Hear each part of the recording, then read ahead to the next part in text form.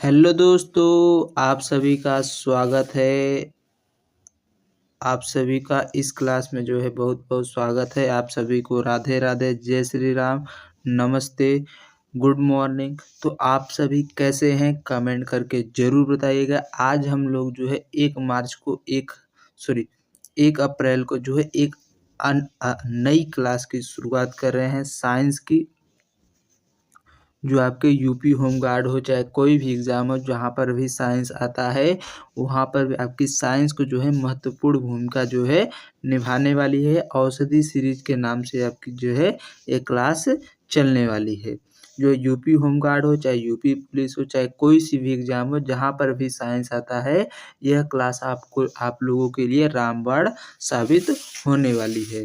तो इस क्लास में जो हम लोग 20 एमसीक्यू प्रश्नों को जो है डिस्कस करेंगे।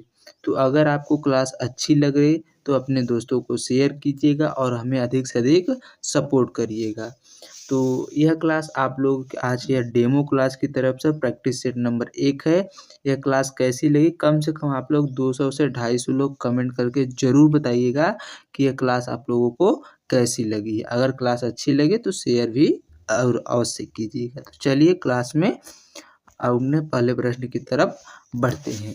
तो आज का हमारा पहला प्रश्न है कि मात्रक जो है कौन सा फुट होगा। यहाँ पर फट नहीं है फुट, यहाँ पर इंग्लिश में देख सकते हैं क्या लिखा हुआ है फुट। जो यूनिट फुट है वह रिलेटेड टू यानी निम्नलिखित में से किस मात्रक प्रणाली से संबंधित है। कौन सा फुट जो है यहाँ पर क्या होगा फुट होगा। एक सेकेंड, जो होगा क्या होगा फुट जो है वो किससे निम्नलिखित मात्रक प्रणाली से संबंधित है। क्या सीजीएस से संबंधित है, एसआई यूनिट है या फिर एमकेएस यूनिट है या फिर एफपीएस प्रणाली है। एक सेकेंड, कलर थोड़ा चेंज करते हैं।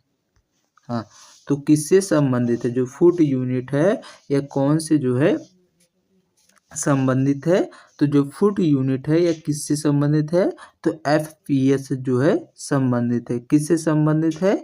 एफपीएस यूनिट जो है इससे संबंधित है। एफपीएस का फुल फॉर्म की बात करें तो फुट, पाउंड और सेकेंड जो होता है इसका फुल फॉर्म होता है। यानी किलोग्राम को किस में नापते हैं, दूरी को फुट में नापते हैं, द्रव्यमान को पाउंड में और समय को सेकेंड में जो है नापा जाता है। एमकेएस में जो है द्रव्यमान को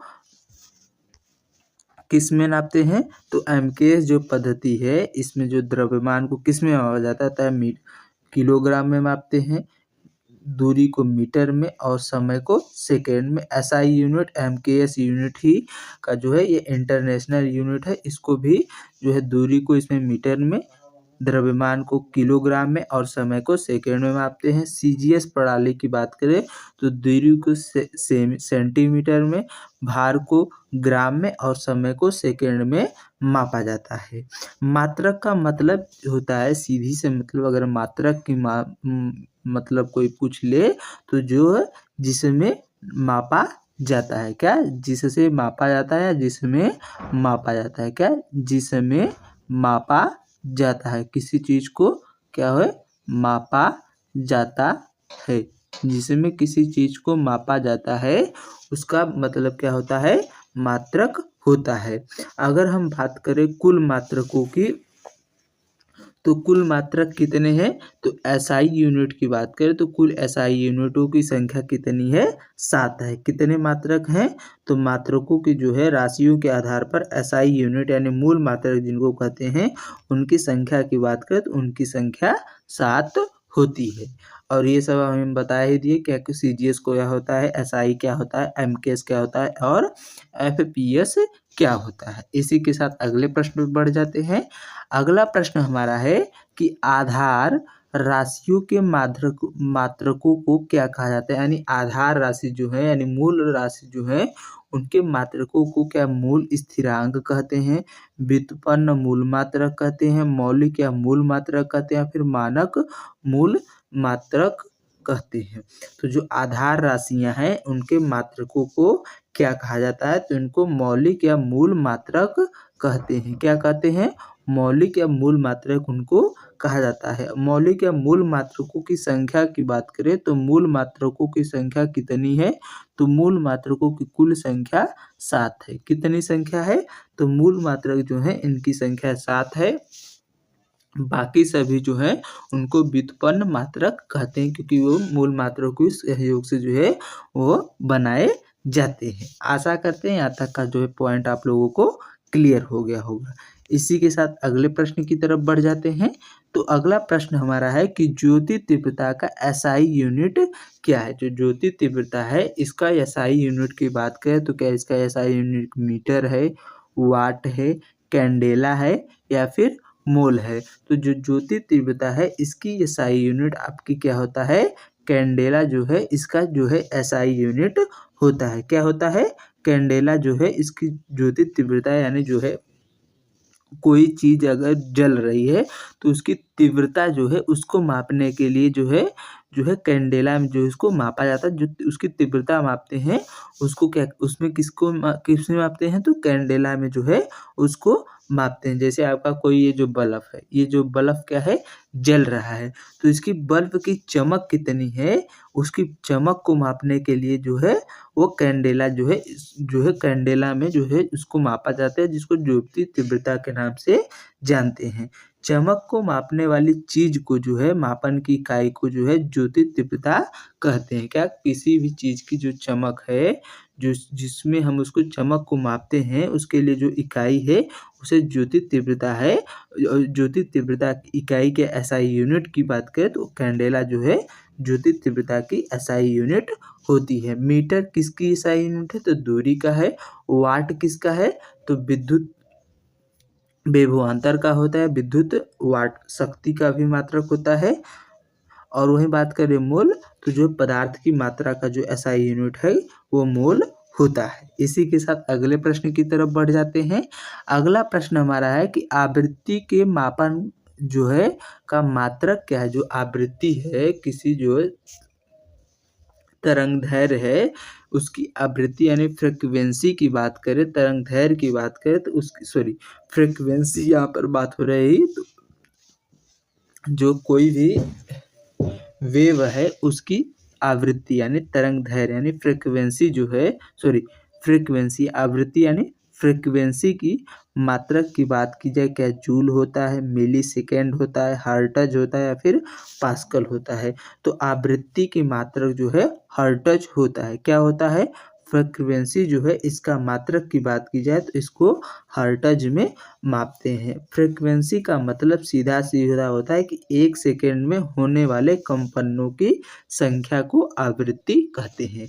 यानी 1 सेकेंड में कोई भी जो वेव है वो कितनी बार कंपन करता है उसको क्या कहते हैं? आवृत्ति कहा जाता है। आवृत्ति और तरंगदैर्घ्य में संबंध की बात की जाए तो लैम्डा बराबर सी अपॉन एफ होता है। क्या होता है? लैम्डा बराबर सी अपॉन एफ होता है। पास्कल किसका है? तो पास्कल दाब का एसआई यूनिट है। और जूल की बात करें तो जूल ऊर्जा का एसआई यूनिट होता है। इसी के साथ अगले प्रश्न की तरफ बढ़ जाते हैं। अगला प्रश्न हमारा है कि घन कोण का एसआई यूनिट क्या है? जो घन कोण है सॉलिड एंगल होता है उसका एसआई यूनिट क्या होता है? घन कोण जो है इंटरनेशनल प्रणाली में जो एसआई यूनिट है, एसआई यूनिट का मतलब इंटरनेशनल जो है प्रणाली जहाँ सभी जगह मान्य है उसका जो है घन यानी सॉलिड एंगल जो है इसका घन कोण का एसआई यूनिट क्या स्टेरेडियन होता है, कैंडेला होता है, रेडियन होता है या फिर मीटर होता है? तो घन कोण यानी सॉलिड एंगल का जो एसआई यूनिट की बात करें तो स्टेरेडियन जो है वो घन कोण का जो है एसआई यूनिट होता है। रेडियन किसका होता है? तो रेडियन आप लोग बताएंगे तो कोणीय जो एंगल है घन कोण जो है उसका जो है रेडियन में मापते हैं। कैंडेला जो तीव्रता का होता है, मीटर दूरी का होता है। इसी के साथ अगले प्रश्न में बढ़ते हैं। अगला प्रश्न हमारा है कि निम्न में से जो निम्न है चारों विकल्प दिए गए हैं इनमें से कौन सी तापमान की जो है एसआई यूनिट है? यानी तापमान को किस एसआई यूनिट में जो है हम लोग मापने का कार्य करते हैं? क्या डिग्री में मापते हैं, सेल्सियस में मापते हैं, फ़ारेनहाइट या फिर केल्विन में। तो जो है तापमान को इन तीनों सेल्सियस, फ़ारेनहाइट और केल्विन में मापा जाता है, लेकिन इसकी एसआई यूनिट की बात की जाए तो इसकी एसआई यूनिट क्या है? केल्विन जो है इसकी एसआई यूनिट होती है। क्या होती है? केल्विन जो है एसआई यूनिट होती है। अगर आपको डिग्री सेल्सियस में कोई चीज़ दिया है तो आपको अगर केल्विन में चेंज करना हो तो C बराबर क्या हो जाएगा? अगर आपको केल्विन में बदलना है तो अगर कोई चीज़ केल्विन में दिया है तो केल्विन में से अगर सेल्सियस में बदलना है तो -273 करते हैं। अगर सेल्सियस में दिया है केल्विन में चेंज करना है तो C + 273 यानी डिग्री सेल्सियस में 273 जब हम जोड़ देंगे तो क्या हो जाएगा? वो केल्विन में परिवर्तित हो जाएगा। क्या हो जाएगा? केल्विन में परिवर्तित हो जाता है। वहीं अगर फ़ारेनहाइट में बदलना है तो 9/5 गुणे C करते हैं और उसके बाद +32 कर देंगे तो क्या हो जाएगा? वो फ़ारेनहाइट में जो है वो चेंज हो जाएगा। इनको भी आप लोग ध्यान में रखिएगा। इसी के साथ अगले प्रश्न में बढ़ जाते हैं। अगला प्रश्न हमारा है कि निम्नलिखित में से कौन-सा दाब का मात्रक है? इनमें से कौन-सा जो है वो दाब का मात्रक है? घन मीटर है, न्यूटन है, पास्कल है या फिर केल्विन है। तो इनमें से कौन-सा जो है दाब का मात्रक है? तो दाब के मात्रक की बात करें तो जो पास्कल होता है वो दाब का मात्रक होता है। क्या होता है? दाब के मात्रक की बात करें तो दाब जो है वो पास्कल जो है दाब का मात्रक होता है। दाब की बात करें तो इकाई क्षेत्र पर लगने वाले बल को दाब कहते हैं। यानी कोई भी इकाई क्षेत्र है इस पर जो बल लगेगा उसको हम लोग दाब कहेंगे। इकाई क्षेत्र यानी क्षेत्रफल में जो एरिया में जो दाब बल लगता है उसको हम लोग दाब के रूप में जानते हैं। घन मीटर किसका होता है? तो आयतन का घन मीटर जो है मात्रक होता है। न्यूटन किसका होता है? बल का होता है। केल्विन किसका होता है? ताप का होता है। इसी के साथ अगले प्रश्न में बढ़ जाते हैं। अगला प्रश्न हमारा है कि गर्म करने पर कोड़ों पर क्या प्रभाव करता है? जब हम गर्म करेंगे तो उनके कड़ों पर जो है वो क्या प्रभाव, कोई भी पदार्थ है उसके कड़ों पर क्या प्रभाव पड़ता है? वे तेज गति करते हैं, वे धीमी गति करने लगते हैं, वे गति करना बंद कर देते हैं और फिर नष्ट हो जाते हैं। जब हम किसी चीज़ को गर्म करते हैं तो इनमें कणों की जो गति है वो तेज रूप से जो है तेजी से गति कर रहे हैं, यानी उनके जो है गति की स्पीड जो है कणों की, अंतराणु कणों की गति जो है वो तेज हो जाती है। इसी के साथ अगले प्रश्न की तरफ बढ़ते हैं।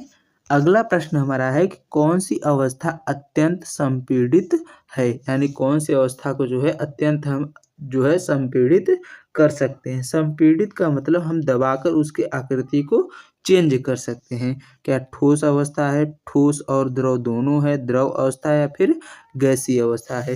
तो जो गैसीय अवस्था है इसको अत्यंत संपीड़ित किया जाता है, यानी जो इसको एक किसी वस्तु में रख कर किसी भी आयतन वाले जो है कोई भी जो है खाली चीज़ है जब उसमें हम गैस को भरकर संपीड़ित करते हैं, जैसे सिलेंडर में जो गैस भरा जाता है, गैस सिलेंडर जो है उसमें गैस को क्या करते हैं? संपीड़ित करके ही भरते हैं ना।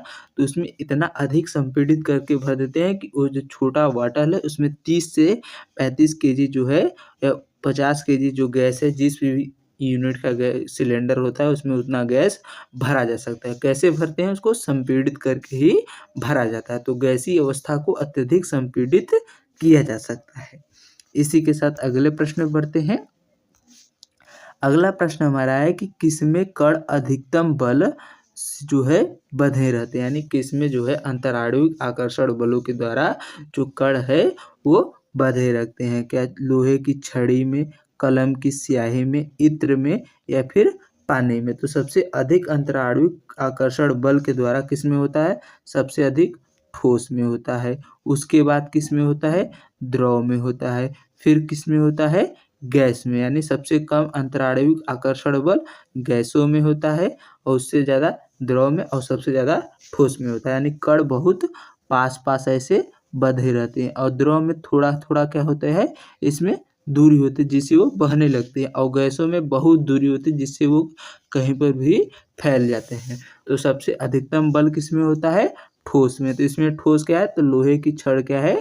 ठोस है। इसमें सबसे अधिकतम बल से जो है वो बंधे होंगे। इसी के साथ अगले प्रश्न में बढ़ते हैं। अगला प्रश्न हमारा है कि कौन सा पदार्थ के कणों का गुण नहीं है। ये जो कौन सा है पदार्थ के कणों का गुण नहीं है। क्या रिक्त स्थान होना है, एक दूसरे को आकर्षित करना है, आकार में बहुत बड़ा होना या फिर निरंतर गतिशील होना है। तो बात करें पदार्थ के कणों का, इसमें अभिलाक्षणिक गुण कौन सा नहीं है। तो आकर्षण बल तो होता है, जब पदार्थ हैं उनमें एक दूसरे के प्रति आकर्षण भी होता है, गतिज ऊर्जा भी होता है, विसरण भी होता है, रिक्त स्थान भी होता है। लेकिन आकार में बहुत बड़े ये लोग जो है पदार्थ के कण जो है वो नहीं होते हैं। तो ऑप्शन नंबर सी जो है वो राइट हो जाएगा। इसी के साथ अगले प्रश्न की तरफ बढ़ते हैं।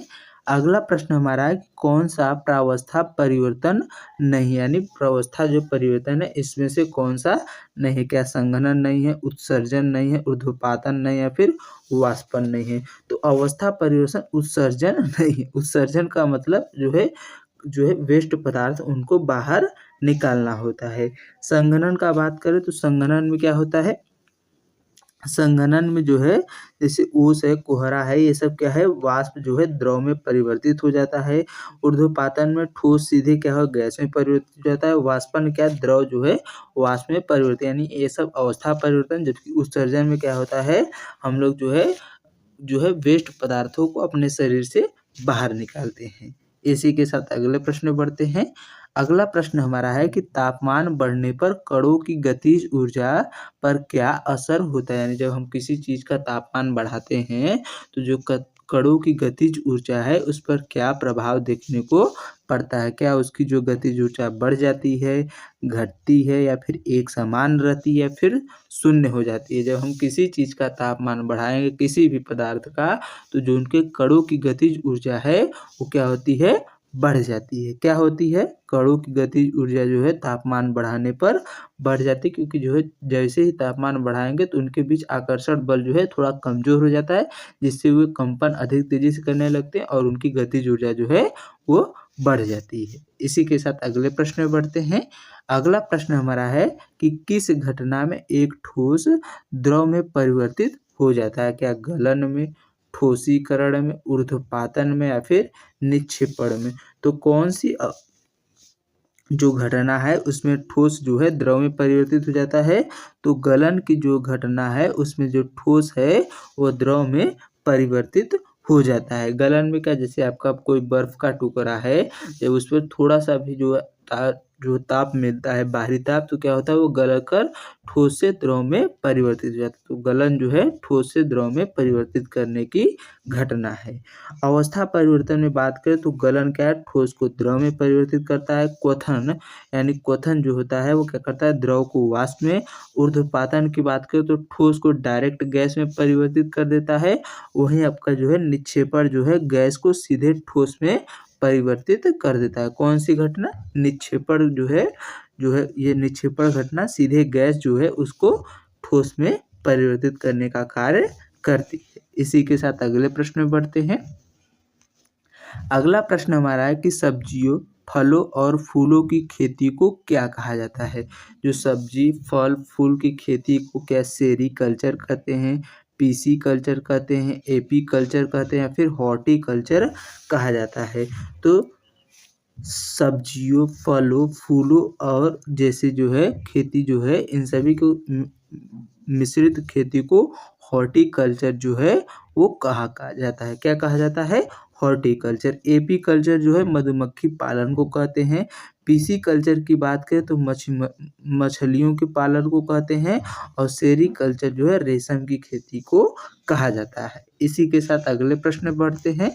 अगला प्रश्न हमारा है कि कोशिका के अध्ययन को क्या कहा जाता है। जो सेल की स्टडी है, स्टडी ऑफ सेल, जो कोशिका जीवन की सबसे छोटी इकाई होती है। किसी भी जीव या किसी भी चीज का जो कोशिका है जीवन की सबसे छोटी इकाई है, इसके अध्ययन को जो है वो क्या सीरोलॉजी कहते हैं, साइटोप्लाज्म कहते हैं, साइटोलॉजी कहते हैं या फिर ईटियोलॉजी साइटोलॉजी कहते हैं। तो कोशिका के अध्ययन को जो है वो साइटोलॉजी कहा जाता है। क्या कहते हैं? साइटोलॉजी जो है कोशिका के अध्ययन को कहते हैं। अगर बात करें कोशिका का सबसे पहले खोज किसके द्वारा की गई थी, तो कोशिका की सबसे पहले खोज जो है कार के टुकड़े के द्वारा जो है कार के टुकड़े में रॉबर्ट हुक के द्वारा जो है और कोशिका की खोज 1665 ईस्वी में किया गया था और जीवित कोशिका की खोज सबसे पहले 1667 ईस्वी में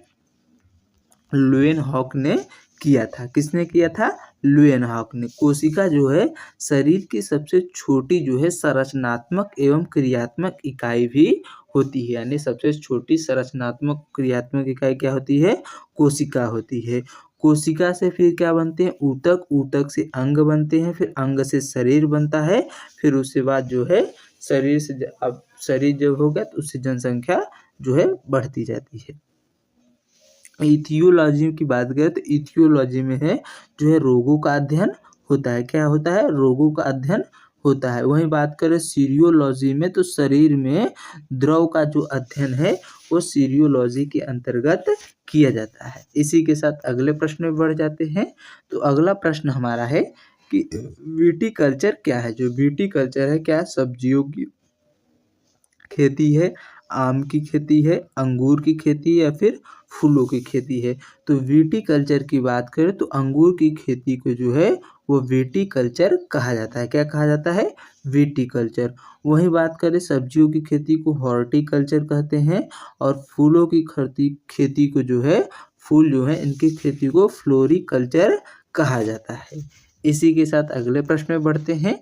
अगला प्रश्न हमारा है कि एपिग्राफी का क्या अभिप्राय है? जो एपिग्राफी है इसका मीनिंग क्या होता है, इसका मतलब क्या होता है, आपको ये बताना है। तो एपिग्राफ का सीधा सा अर्थ होता है कि क्या कंकालों का अध्ययन होता है, शिलालेखों का अध्ययन होता है, मानचित्रों का अध्ययन या फिर सिक्कों का अध्ययन। तो एपिग्राफी का अगर बात की जाए तो एपिग्राफी का अर्थ होता है कि शिलालेख जो है उनका अध्ययन, यानी इंस्क्रिप्शन जो है उनके अध्ययन को जो है एपिग्राफी कहा जाता है। अधिकतम शिलालेख किसने जारी कराए थे? तो अशोक ने जारी किए थे। इसको सबसे पहले किसके द्वारा? जेम्स प्रिंसेप के द्वारा पढ़ा गया था।